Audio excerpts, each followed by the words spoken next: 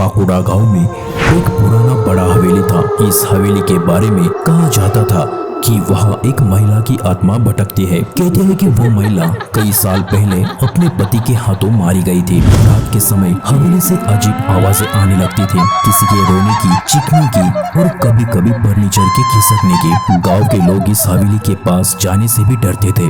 बच्चों को हमेशा चेतावनी दी जाती थी कि वो उस हवेली के आसपास ना खेले।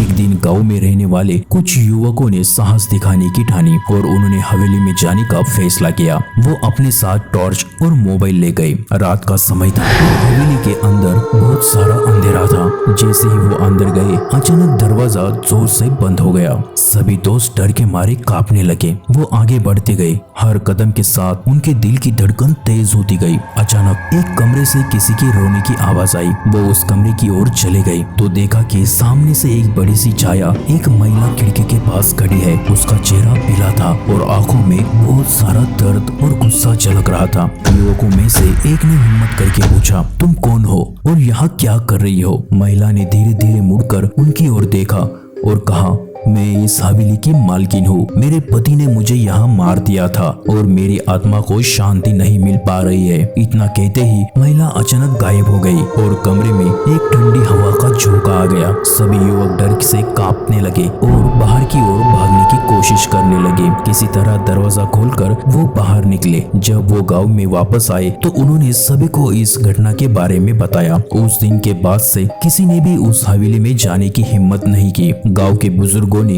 एक पंडित बुलाया और पूजा पाठ करवाया ताकि उस महिला की आत्मा को शांति मिल सके। कहते हैं कि उसके बाद हवेली से कोई अजीब आवाजें नहीं आई, लेकिन फिर भी गांव के लोग उस हवेली के पास जाने से कतराते थे। ये कहानी आज भी काकुड़ा गांव में सुनाई जाती है और लोगों को याद दिलाती है कि कभी कभी भूतिया कहानियां सच भी हो सकती है। तो आपको आज का वीडियो कैसा लगा कमेंट में जरूर बताना और चैनल पर पहली बार आए हो तो चैनल को सब्सक्राइब और वीडियो को लाइक करना ना भूलिए।